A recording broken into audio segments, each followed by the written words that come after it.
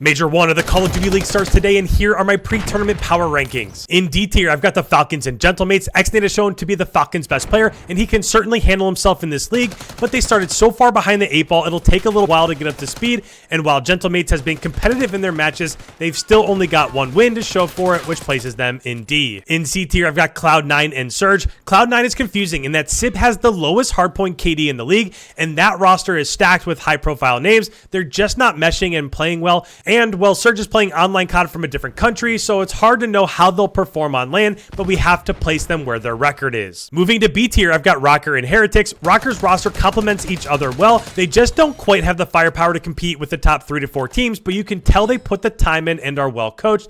And Miami is a great respawn team with elite level playmakers like Real. They just haven't quite figured out Search and Destroy yet. In A tier is Breach, Ultra, and Ravens. This is the best year Snoopy has ever had, and it's showing in Breach's record. They've got great leadership with Cammy and are competitive no matter who they play against. Ultra is a solid team that competed for the #1 overall seed with big time slay potential with Kleenex and one of the best ARs in the game in Insight. And the Ravens have 2 really good SMGs that pushing the pace, and Slasher will always be a super reliable AR. Will they win? Probably not. Can they make the top team sweat? Absolutely. Which brings us to S tier with the Blue Bloods of COD and Optic, FaZe, and LA Thieves. Optic snagged the overall #1 seed heading into the major with the obvious star power at each and every position. They're not quite at their ceiling with the late addition of Hook, but this squad will never be an easy out. FaZe won the first minor tournament of the year and is the team with all the momentum coming into Major 1, and let's just be honest, the Tiny Terrors will always be at least a top 3 SMG duo, and Cellium has been the best flex in the game for who knows how many years now, so they're always contenders. And at the start of the year, Thieves' hardpoint was insane, but as of late, they slacked a bit and haven't looked as dominant as they were.